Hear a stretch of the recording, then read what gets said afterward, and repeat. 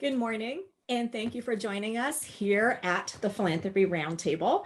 I'm Debbie Gatte, the Roundtable's Vice President of Strategy and Innovation. Welcome to what should be a fun and robust discussion about our common values, three different visions. We're here today to discuss what has become one of the major themes of this crazy year. What can we do about the intense division, naming and shaming, and cancel culture that we are seeing? And how can we reclaim and restore American values? What are those values? And what is the best way to move forward? Is the best way to move forward up for debate? Can we have that debate? Those are some of the questions we're hoping to talk about today. What prompted the roundtable to host this discussion is that we are committed to strengthening a free society. We work with the largest network of donors advancing liberty, opportunity, and personal responsibility. Can we talk about those things constructively today? So we're not alone in thinking about this. Over the course of the year, there have been many open letters and statements, especially after the killing of George Floyd and its sort of dam bursting effect. Three of those statements are our focus today. Mary Margaret, my colleague in the background, who makes all the magic happen, and I thank her for that. Would you please put up the links to those statements in the chat so our audience can access them as well? That'd be great. Thank you. So there are three letters that we are going to be focused on today. The first in July was an open letter published in Harper's magazine. It was signed by academics and writers expressing concern about the consequences of silencing those with different views. The sense is that most of those writers could be described as center left. And we've put up a quote from the letter to give you a sense of what it said. Then in August, the Philadelphia statement was released. One of its signers was the Roundtable's president and CEO, Elise Westhoff. It had a similar theme, but with a different perspective and with a very different group of signers, many of whom are associated with the center right. We've got a quote for you from there. And again, the links are in the chat, and we would love for you to read all three statements when you have some time. And then finally in September, there was a third statement called Liberty and Justice for All. Its signers were primarily academics and intellectuals from the right. Again, similar in theme, but very different in content. So to us, this seemed fascinating. We actually compared the signers of all three statements and saw that there was very little overlap. Now, we're lucky we have someone on our call today who actually signed more than one, but there was very little overlap. So we're here today with three people who signed at least one to better understand what they have in common and where they differ. Most importantly, we're here because we should be able to talk about these issues in addition to issuing statements. In fact, we just launched a new feature at the Roundtable called Can We Talk About It? So welcome, John, Robert, and Nadine, so that we can do just that. And I would ask the three of you to turn on your cameras and your mics. And while you are coming on and settling in, let me quickly introduce you. All three of you have incredibly impressive backgrounds. Hopefully, in addition to some basics, I'll share something about each of you that our audience may not know. Nadine Strawson has written, taught, and advocated extensively in the areas of constitutional law and civil liberties, including frequent media interviews. From 1991 to 2008, she served as president of the ACLU. She's the first woman to lead the nation's largest and oldest civil liberties organization. Now, the things that maybe you may not have known, when she stepped down as ACLU president in 2008, 3 Supreme Court justices participated in her farewell and tribute luncheon: Justice Ginsburg, Scalia, and Souter. So, and another thing that you may not know, I didn't know about this, Nadine, until I was looking this up. In October 2001, you made your professional theater debut as a guest star in the award-winning play, The Vagina Monologues. So, welcome, and thank you for joining us today.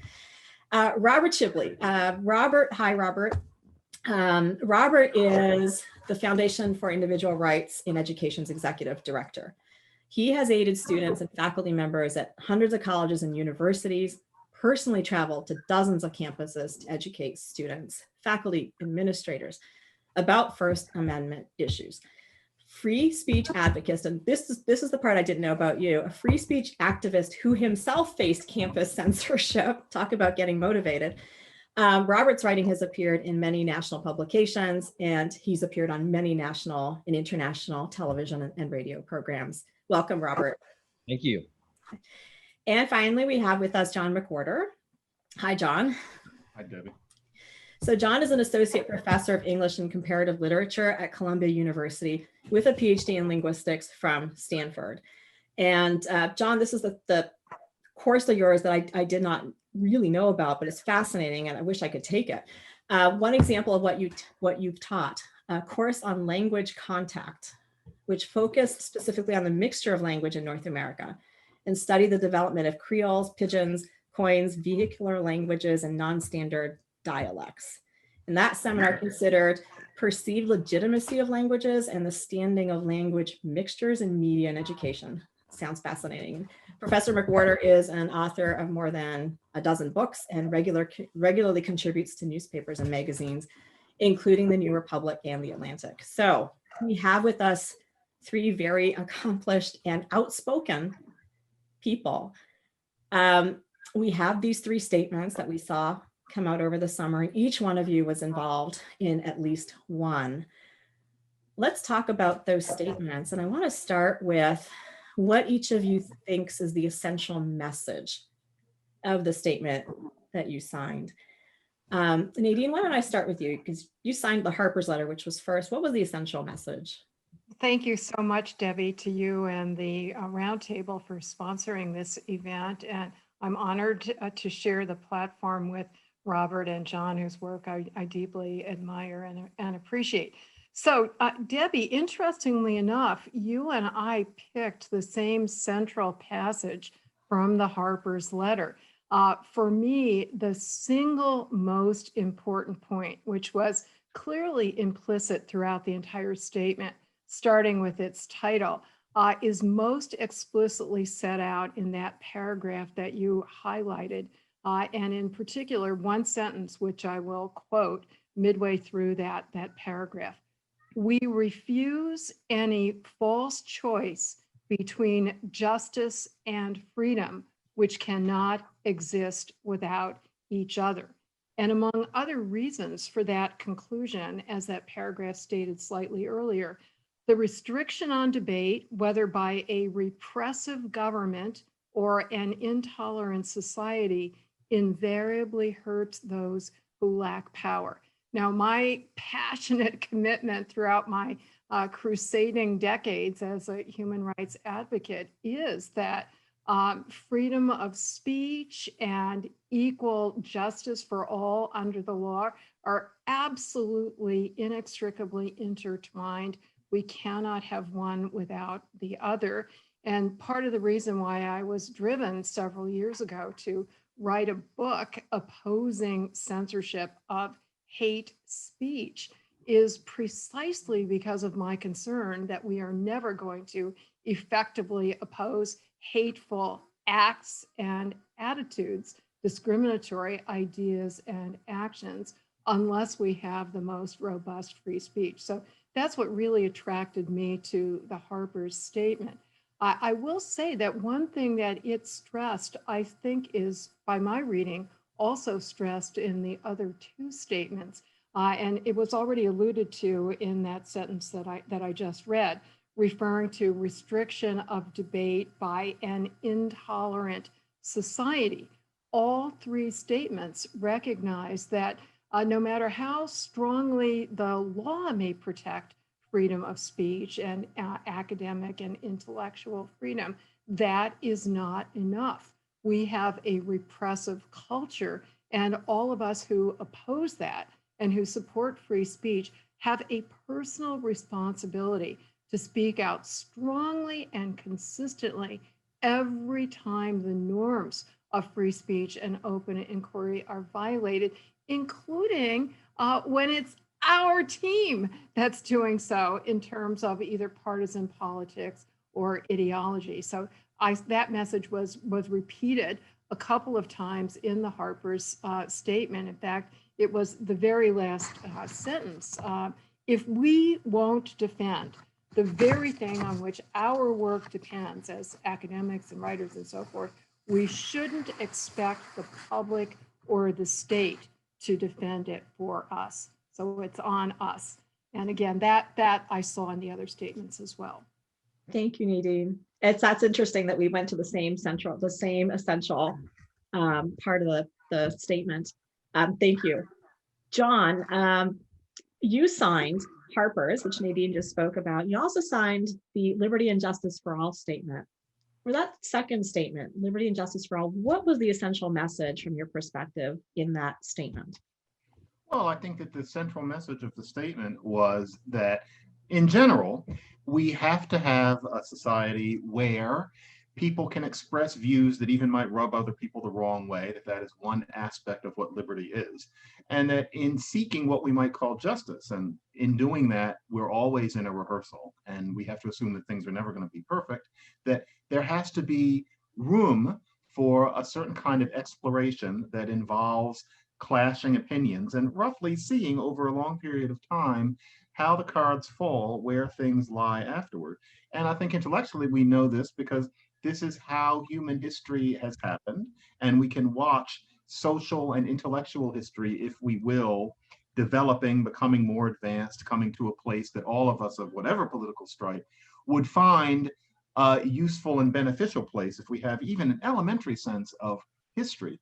But my interest in a lot of this is in trying to probe the mindset of the people who would feel differently, because I was one of the people who, when I signed the Harper's letter, for instance, was genuinely surprised at what the response was from what we might today call a certain hard left orthodoxy, that you would only sign that as a callow way of protecting yourself from basic criticism. I really didn't expect that.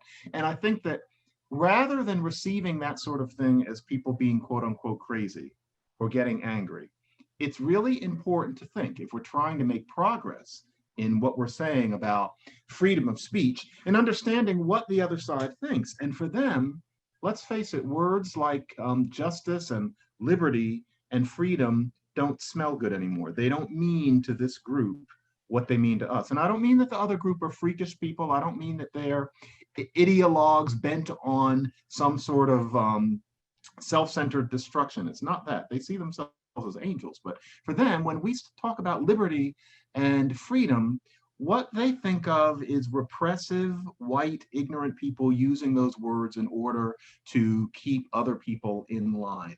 And so we can say liberty and justice and freedom among ourselves, but it's not going to work when we aim it outwards. We have to understand that there's a group of people who fully believe that they have come up with a way of ordering society that is an advance over these supposedly rather stale Capra-esque things that we are saying to one another. For them, they have found something better, which is a society founded on the overturning of power differentials, and especially ones having to do with race. For them, that is a much more urgent mission than a hazy notion of a freedom of speech and open debate that they think of as really a masked way of saying that white people are supposed to have their way. So I say this not just to rant about them, but to understand that if this dialogue is designed to create some sort of understanding between the signers of, for example, the Harper's letter or the other two, and this new pushback against it, we have to understand that they think they found something beyond this. To remind them of the nature of liberty won't be effective, because to them, liberty is a coded way of saying, let's go back to 1925. Thank you, John. Actually, you just explained, now I understand why you first signed the Harper's letter and then signed the Liberty and Justice for All letter. And that really it's the combination of the two that you think we need to address. I understand from that answer exactly why those are the two you signed. Robert, I wanted to hear you signed the Philadelphia statement. So what was the essential message in that one? Well, I think I don't think I have too much of a difference of opinion on what the essential message is, but if I had to pick a sentence that for me represents it, it's the sentence: a society that lacks comedy and allows people to be shamed or intimidated into self-censorship of their ideas and considered judgments will not survive for long.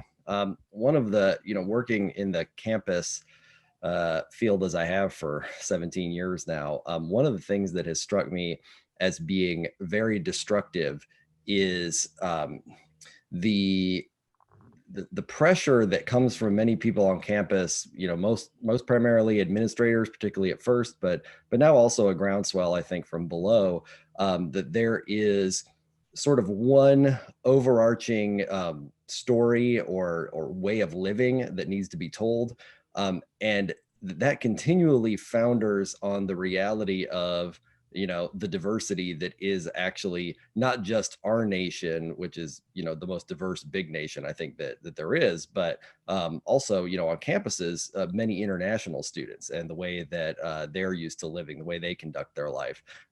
Some of the abuses that actually happen to international students are quite amazing, and a lot of it has to do with cultural misunderstandings that they really have no reason nobody's really told them, we act this way here because of that. But the reason they haven't told them that is because in the United States, there is no, at least as currently constituted, I don't think we have a cultural mainstream that's so big that it includes so many people now that you can safely ignore the differences on the margins. And that's why I think it's more important than ever for people to realize that people of goodwill, your neighbors, increasingly your neighbors and friends, the people that you work with, are not going to have the same cultural assumptions that you do. They may have wildly different ones, and that doesn't mean they're worse. That doesn't mean that they are wrong and that you are right.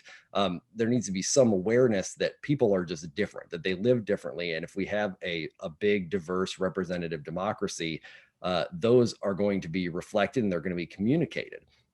And when you start telling people, especially in a big country like ours, who might have even a fringe opinion, a fringe opinion in a 300 million person country might have 10 million followers. Right, that's still a lot of people to tell them that they can't express it, or even if you're not telling them in terms of the government, which I think is still reasonably rare. Increasingly we're seeing a culture that tells them that their opinions are worthless, they shouldn't be listened to. Maybe you want to communicate it on Twitter and it gets blocked, or Facebook. I mean, that's a way that not to throw too much shade at social media, as everybody is doing that right now, but that's a way that I think it's bringing home in a very personal way to people who never really saw the sort of concrete hand of this effect before.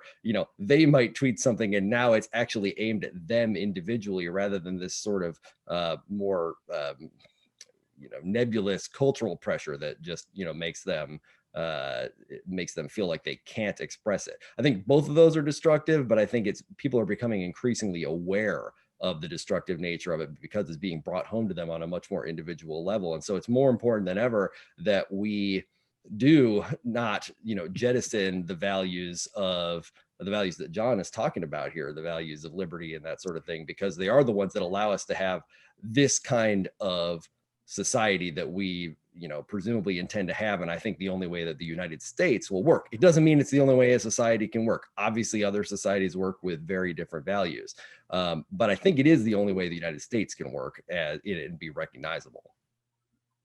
So that's very clear, and it sounds like there are similar motivations for what drew you to the whole idea of making a statement, joining others to take a stand and actually sign something. I'm curious about two things. Now that you've seen the other letters, would you have signed more than one? I'm curious about that. But also I'm wondering, is there anything in the statement that you signed that you disagree with? And I know I'm putting you on the spot, but I'm curious if there's anything in the statement that you signed that you disagree with. Let's start with John. Well, in any statement of that kind, the idea that all ideas must be up for debate is an idealization. Whenever I read that in any text of that kind, the idea that a robust democracy requires that all ideas be discussed, that we be free, I always think to myself, no, not really. And where you draw the line on that is a touchy matter, but it doesn't mean that it shouldn't be discussed. But I think we also all know we're talking about an idealization in the way that the hard sciences require schemas that we know don't reflect the messiness of real life. But part of why we know that things being up for debate for the most part advances society is because we no longer consider it up for debate whether or not some people should be slaves. We don't consider it up for debate that pedophilia might be okay. To get more realistic, slavery now, contrary to what many people would say, is such an antique notion that I think, you know, we can let that go. But a pedophile might say, but this is the way I was made. Can't we make some room for this? Most of us consider that beyond debate, and frankly, that's probably the way it should be. We have many things to debate. There's never going to be a such thing as truly free speech, and there shouldn't. We all live 80 years. But the sphere of things that should be up for debate has to be much vaster than what a certain well-intentioned orthodoxy is teaching us. And the reason that orthodoxy is humorless is because they don't think these things are funny, and they're not. You know, to them, they would say, maybe we need to do without humor for 100 years in order to uproot this vicious injustice. But the problem is the way they want to do it is by making it impossible to have a real conversation about roughly anything that would be interesting. That's not the way any society could possibly advance. And so for me, whenever I read free speech must be paramount, I think not really, but we must idealize if we're going to have a real conversation about anything. Makes sense. Thank you. Thank you for qualifying that. Nadine, what about you? Is there something in the statement that you signed that wasn't quite right or didn't quite sit right with you? Well, before that, let me just lodge for potential future discussion that I disagree with John, much as I respect him, but I do think that no idea is beyond the pale, especially those that are most odious, for the reasons that John Stuart Mill so persuasively laid out. I mean, we can't just accept it as an undebatable dogma. People will get very, they'll forget. They won't have the passion to understand why some ideas are wrong and how to effectively argue against them. And as long as we have people who are advocating, and there are people who are advocating, as I understand it, practicing forms of slavery and pedophilia, so all the more important it is to discuss those. But to get to your question, Debbie, I did not have the opportunity to wordsmith, and I think every single one of us, since we make a profession of writing and speaking, you know, would edit endlessly any particular text. But I thought, on the whole, the Harper's letter was really good, especially because I read it, John, as not elevating freedom of speech above all other rights. In fact, it's the title starts by referring to justice, and the opening paragraph begins by saluting the struggle for justice and emphasizes freedom of speech as an essential tool in countering oppression, including racial injustice and police abuse. And quite frankly, I was offered the opportunity to sign the Philadelphia Statement. I pretty much agree with everything in it, but my problem with that, and I say this not at all critically of the statement, this is very personal. You know, how do you draw the line where it's a percentage enough that's close to how you would have written it yourself? It's never going to be 100%. What I mostly, the reason why I did not feel comfortable signing that was because of what it did not say. It did not talk about the overdue demands for justice and against police abuse and oppression. And that is leading, you know, that has to be saluted, those protests. And yes, some people are assuming wrongly that freedom of speech is going to be an enemy in fighting that cause. In fairness, and I told the person who asked me to sign that, who was Paul Coleman, the executive director of ADF International, and to his credit, Paul was so patient and offered me the opportunity to draft additional language, and I, quite frankly, was just too busy to do it. I say that because I do think that there is enough common ground among all of these statements that if it were a worthwhile exercise, I do think that there could be enough commonality to bring all of the signers on board. I understood John's first statement to say, though, that there's yet another constituency that's really crucial here, that all three statements are not reaching out to sufficiently, including the Harper's letter. So even harmony among these three would just be the beginning of a really important project. Hmm. You know, Nadine, if I may say very briefly, Absolutely, yes. that's a very interesting point, and I must admit, you're pointing out that I have an obsession, which is that I'm always thinking, what does the other side think? And with, for example, the Harper's letter, I read the word justice and I think, yeah, but that's not what they mean by justice, and so forget it. I just think let's talk about free speech, because the other side is going to see the word justice, and what they're thinking is so different from what you would have meant if you wrote it in 1975. I just figure that won't speak to them. What might? But you're right, that's a little hasty, because it was about justice in that way. At least it tried to be, but I don't think that we can get across to the other side as easily as we might think. But I get your point. Yeah, and as long as we're, I love this engagement, John. I cringe when I hear you say the other side. I'm not even sure what you're talking about there. I see individuals who have many ideas, and in a life of having debated what other people would call extremists all over the ideological spectrum, I honestly have not met a single person with whom I do not strongly agree on some really important fundamentals. And, ADF is a really good example. We're constantly, ACLU and ADF are constantly on other sides of issues. Most recently, we're representing the opposing parties in the Supreme Court cake case. And yet we really strongly agree on freedom of speech and thought and religion and conscience. And so I would never describe them as the other side, even though they literally have been the other side in particular controversies.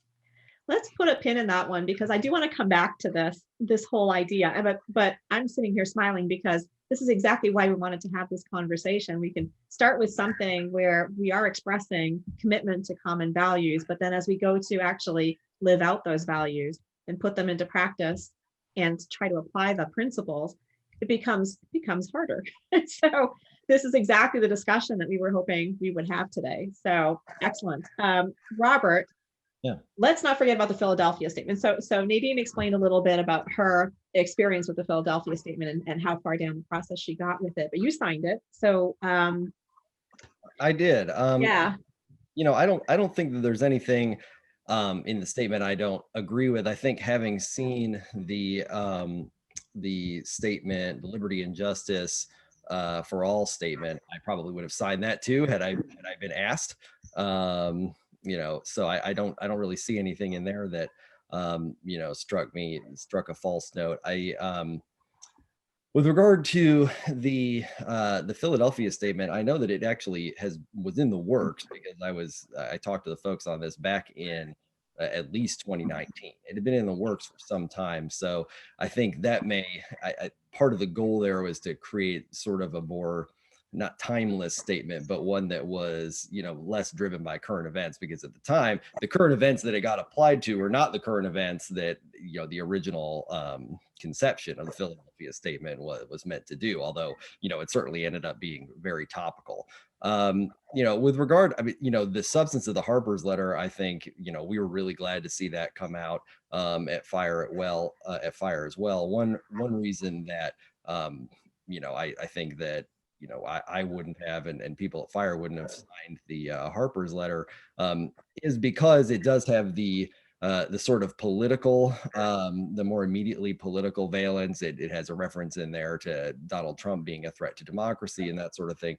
Part of what Fire's effort to do for the last 20 years has been to try to back out as far as we can from any of the current partisan sort of political things, even things that could be considered to be partisan, and get down to what I always refer to, but probably not in the best way, is the lowest common denominator of what people can agree on in terms of civil liberties.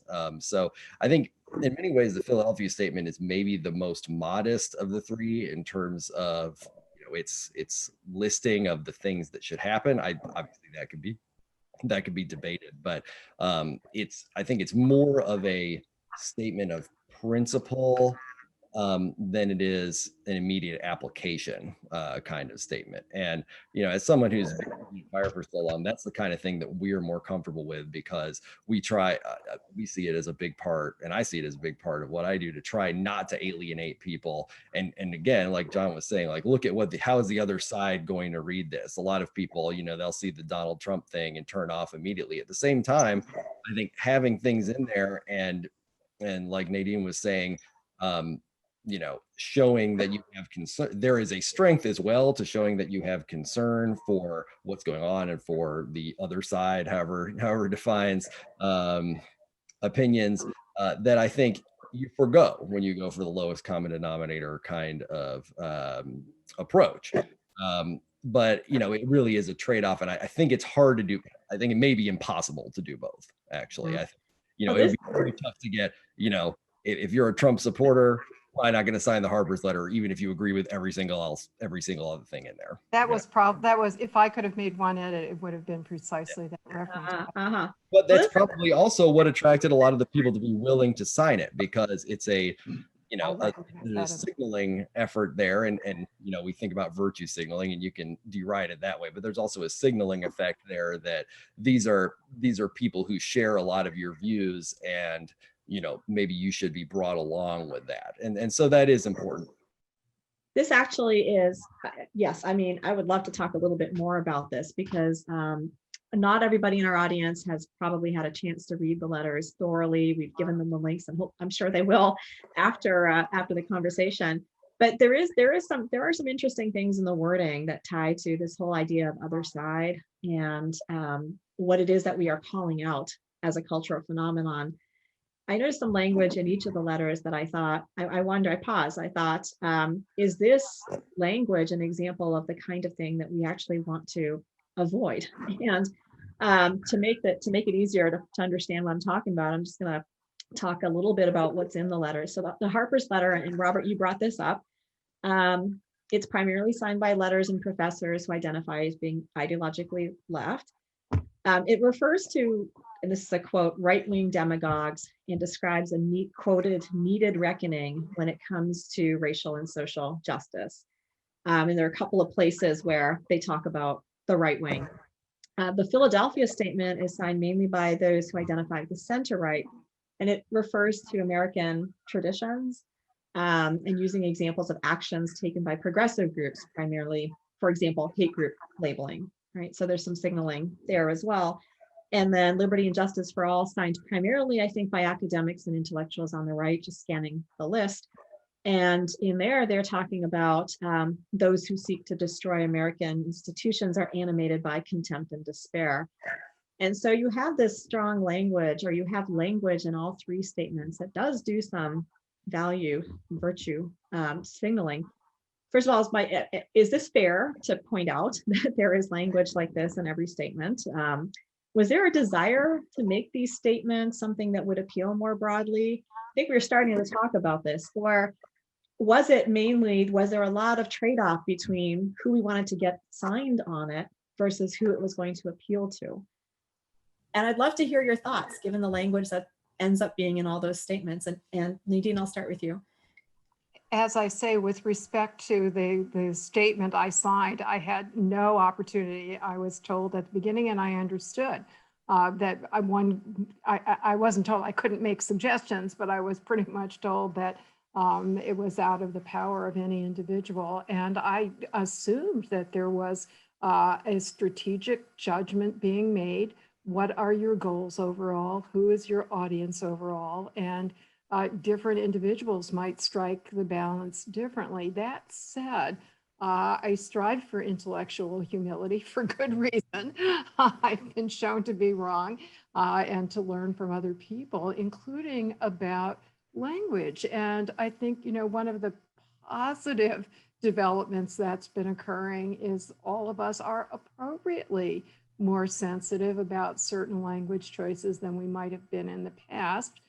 Sensitivity and respect are very good. When it reaches the point of stifling certain ideas or shaming or punishing, it goes too far. But I dare say each of these statements could have benefited from a really critical reading from, John, I'll say, from two other sides, people who would criticize it, let's say, roughly speaking, from the left, and people who would criticize it from the right, because I assume that there may not even be conscious virtue signaling. It may just be that you're so used to seeing that rubric, hearing that rubric from the people you speak to, what you read, what sources you consult.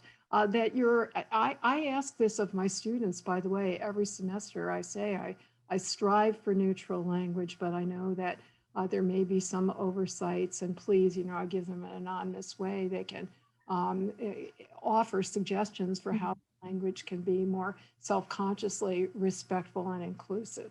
But because of my background with the ACLU, which like fire is staunchly nonpartisan, that's why I bristled at that overt reference to Trump. I mean, there's a little bird sitting on my shoulder, an angel or devil, asking, would you feel really comfortable having somebody who is a Trump supporter reading this? Would you feel really comfortable having somebody who's a Black Lives Matter supporter reading this? And my hope is that I would be able to say yes to both questions. Thank you, Nadine. John, what are your thoughts about the language and whether the language itself is reflective of the problem we're all trying to solve? I differ politely with Nadine on this. I fully get where you're coming from. I seek where you're coming from. But there is a part of me that sees there being an other side here that a lot of people were concerned with addressing, particularly since about June. That other side was on the left for the most part. And there was an attempt to talk about how this sort of thing can come from both sides. But the other side on the left are the people who've been making perhaps the most noise in the view of many of us in terms of making it so that you can't say things, as opposed to you say something and you get criticized harshly. That's one thing, and that happens quite a bit from the right. But the new fashion that you shouldn't even be allowed to say it and you lose your job, there's been a shift there, and that's been a particularly vociferous message from people on the hard left. To me, I feel like the attempt to make language devoid of any kind of ideology on either side, or we can call it heights and whatever these things are, is virtually impossible. And so one might strive to make a statement that is truly nonpartisan, and that would be a noble effort, and you could get close. But there's a part of me that likes the idea of twitting some readers to an extent to make them consider that they may not have arrived at truth. You're not going to have magic with one reading, but just to make it clear. And also to rouse the troops a little bit, because I do see this as a matter of not directly opposing sides where any individual can be put into a box. But as I said, one must generalize, and there are different tinctures on both sides. So to me, I like to challenge a little bit with language, and that would be even official language. That I don't see it as a flaw, but that's my predilection. And Nadine, I get where you're coming from, and you might, in the ultimate way, be right. I'm a bit of a warrior, I hate to admit, in my. I think we're talking about strategy, John, rather than right and wrong, right? Yeah. Like what are you going for? Is it fair to say that these are also philosophical statements, and so therefore, on some level, they are going to reflect philosophy? Yeah. I assume that they would. Sorry, I cut it. Yeah, no, okay. All right. Sorry, processing with you. All right. Robert, what about, the language and what do you, when you hear some of the language and you see that there are some things built into, even in the Philadelphia statement, it's subtle, but it's there. What do you think? Does that hurt with getting the message out to a broader group of people? I think it does to some extent, although, one of the real lamentations that I have, and that I don't think we've touched on yet here, but is probably the main reason there are 3 statements instead of 1, is less having to do with the language, although you can obviously alienate people, with the snap of your fingers with the wrong language, but it's the people. And I think this is really destructive, but it's not the message, it's the people signing on to the message that are the problem. It's the idea that by signing on to a message with, these people on this list, somehow endorsing all of their various and diverse beliefs. And that's the real obstacle to having, a master, statement here, is you have to overcome, frankly, what is prejudice on both sides. That, if Nadine signs something, then, I don't want to sign it. I'm not saying that's me. I'm just saying somebody might say that, or John McWhorter, or whoever all else to find the most objectionable person on there. We saw some of that action happen with Harper's letter, where one of the signatories asked to be taken off immediately, more or less immediately after the backlash reaction. I think it was within 24 hours, which really indicates that that was less about the content. I think the person who asked said that they hadn't read it carefully enough, but it's not real long. I'm not sure I credit that, not to cast doubt or anything, but I think it's the reaction to that. It's the idea that you would sign on to something with, this awful person.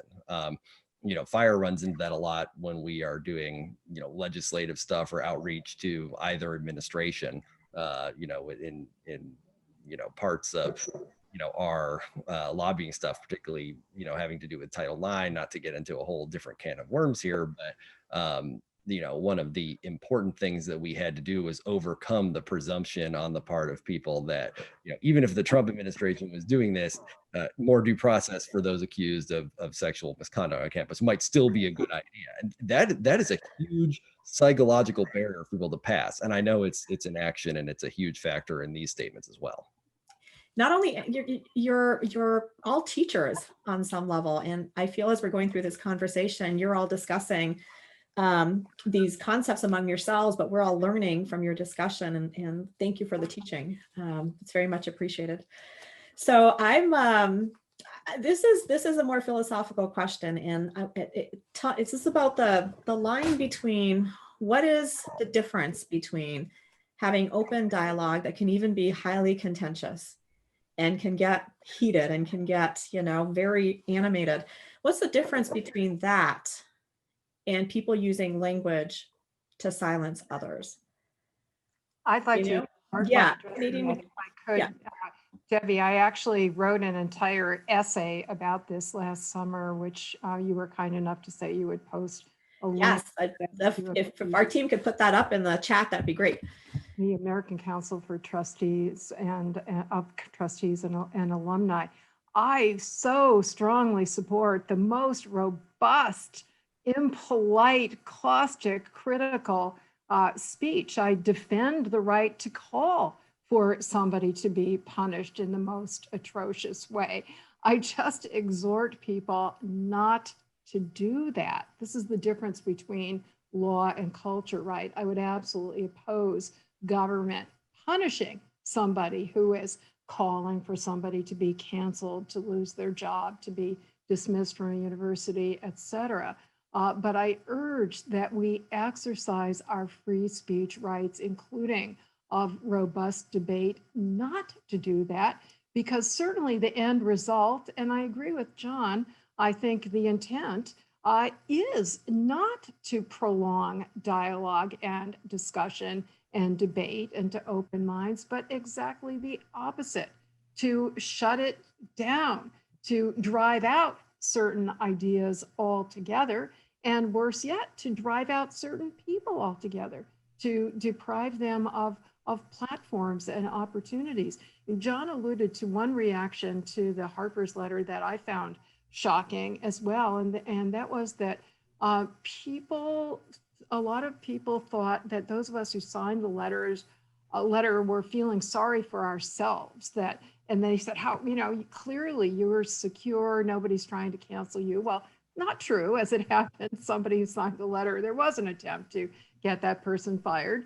But the reason I signed it was precisely because of my concern for students, for untenured faculty members, for people who every survey shows are engaging in dramatic, overwhelming self-censorship because of fear of tangible adverse consequences.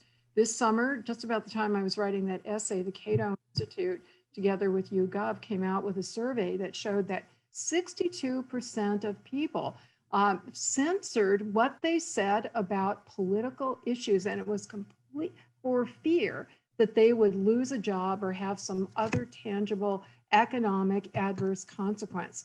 And it was completely across the political and ideological spectrum. Most disturbingly, the highest rate of self-censorship was number one from the youngest people, and number two, the ones who were most highly educated, which is strong indication that what they're learning on campus is not to speak up, but to shut up. And then to really underscore that these fears are rational. More than 50% of what people who identified as strong Democrats or strong liberals said that anybody who made a financial contribution to Donald Trump should be fired.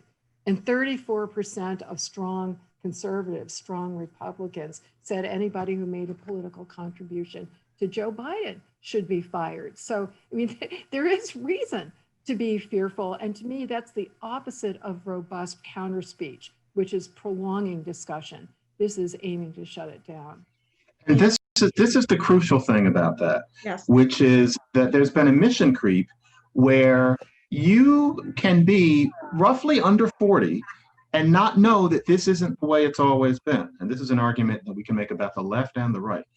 You used to have robust debate. The idea was people would scream in each other's faces. That was what happened. And, friendships would end, people throwing drinks at each other, supporting Stalinism in New York City in the 30s.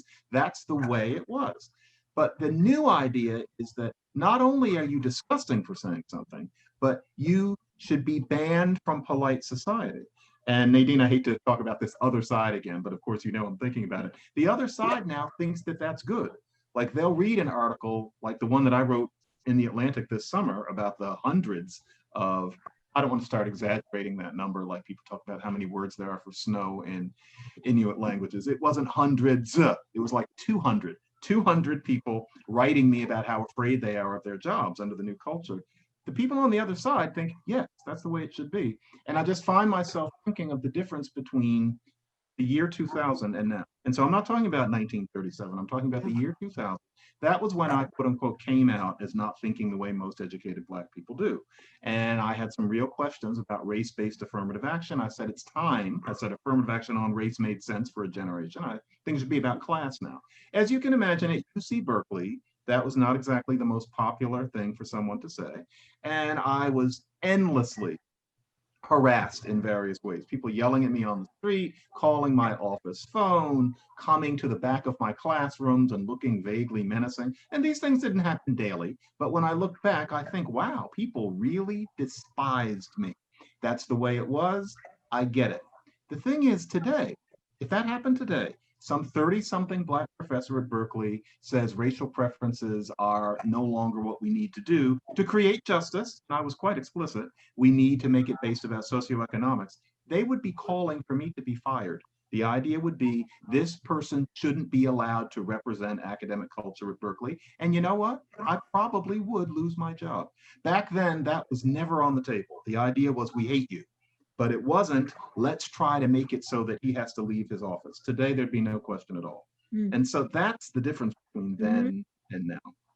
Yeah, I think that the critical difference is just the difference between really condemning what somebody is saying or arguing with them, and actually taking some, affirmative step or whatever towards actually removing them from the arena of debate for that opinion, or all people like that. I mean, I think that there's probably over the top condemnation has a lot, is not great either. But I think the extra step that we're seeing, and again, like Nadine said, people are free and need to be free to call for this kind of thing, but they also need to be told, and those in authority who have the power to do this need to understand that they need to not abide by these calls. And I think, that's particularly acute on campus where that's not happening, but obviously it's happening, we're seeing it a lot in the corporate world as well, where, I think I remember reading that, was it Derek Chauvin, the policeman from Minneapolis, his stepmother got fired in Atlanta or something from her job. I don't, who knows if that's true or not, but that's the kind of, you have nothing to do with anything, but it's just that sort of toxic cloud that is intended to follow you and make sure that nothing, you can't make any progress or be part, not just of polite society, but effectively, thrown out of your job, maybe your home, etc., for your beliefs. I think that's going way too far, and it has people very much on edge. Yeah. What I find really puzzling is that in the period that you described, John, between 2000 and 2020, we have seen, I think, across the ideological and partisan spectrum, a much more forgiving attitude toward people who commit violent crimes, right?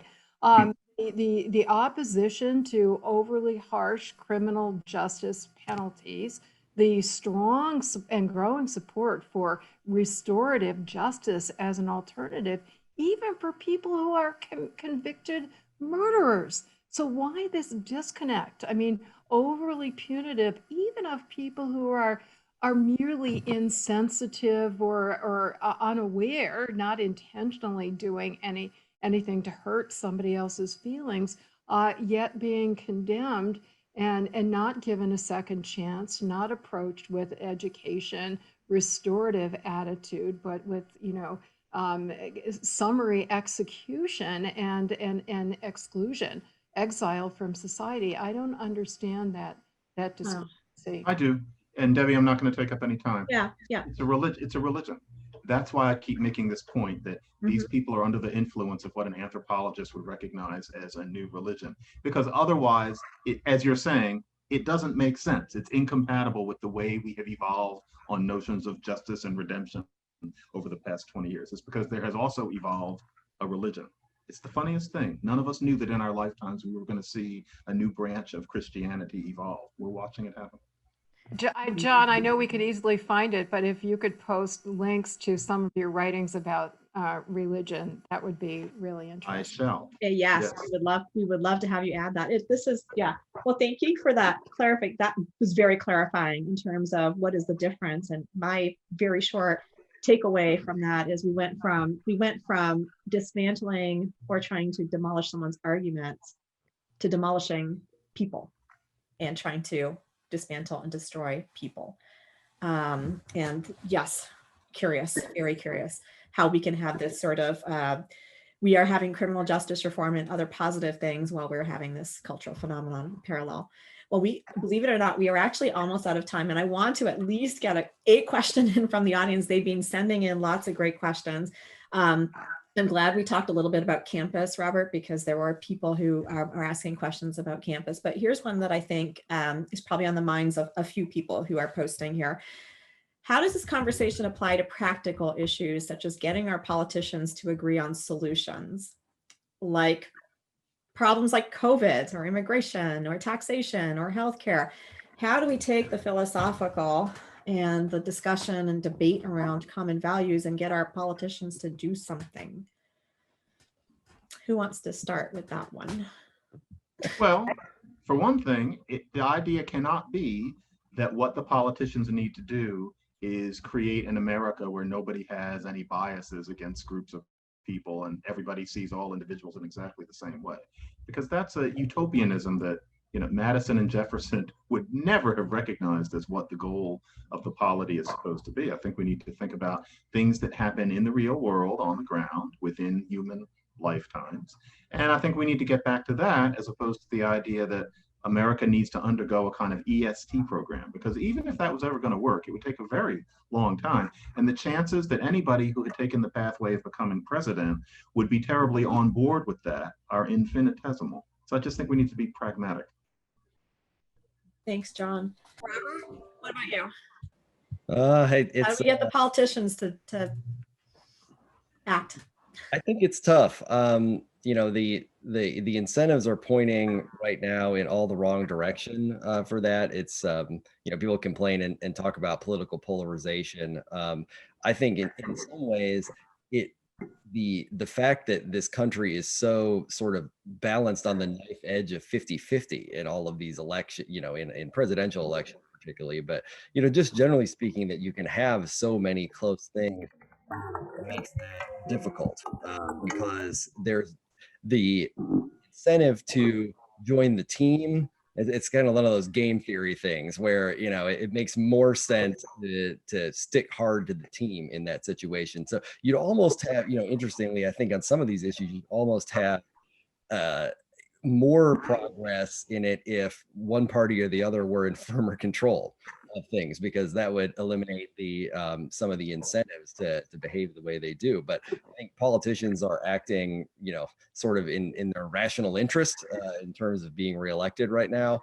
I don't know how to fix that other than to have voters, demand that they actually come out and take a stand on these things. One thing that's interesting is, as we've as fire goes through, we always look for the sort of statements about campus free speech that presidential candidates make. And ever since Bush, they've always been very Bush, Obama, Trump, and and Joe Biden have all said similar things on campus free speech. So you'd think there would be some kind of oh well, this is obviously a place we can actually work together, but it hasn't worked out that way at all. And I think that's because of that. They're just when you're on such a knife edge, you've got to stick with your compatriots. You don't have time to cross the aisle on things like on issues like this, which don't seem like they're front of mind issues compared to economics or some of the more hot button cultural issues.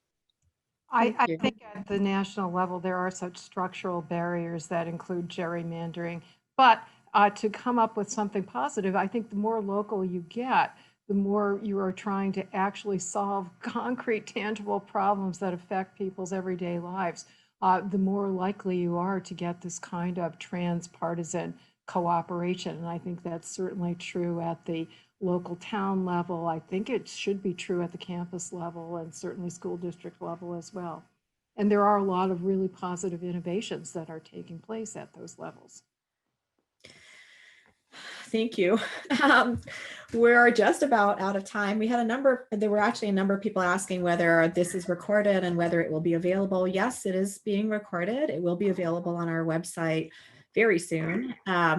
What I'd encourage people to do is, if you'd like to stay in touch with what the Roundtable's work is, because this is a great conversation. I can't wait for part 2. I'm going to see if I can convince these great speakers to do a second part. But if you'd like to stay in touch with what we're doing, if you go to our website, philanthropyroundtable.org, you'll see something called the Roundtable Roundup that you can sign up for on the front page.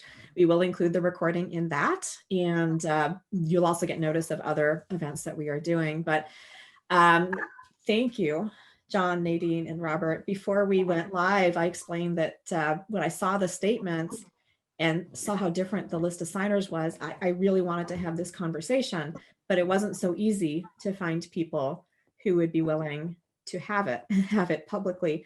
And so I applaud you for not only the courage to sign a statement in the first place and to try and take a stand, but to then go beyond signing the statement and to actually come face to face with one another and have a conversation. It's clear that there's much in common across not only the 3 statements, but with the 3 of you and your thinking, but plenty of debate too. And that's the best way for the rest of us to learn, is to listen to that debate and take away good ideas. So I applaud you and I thank you for joining us today. I look forward to talking again. All of you. Thank you. Thank you. Take care.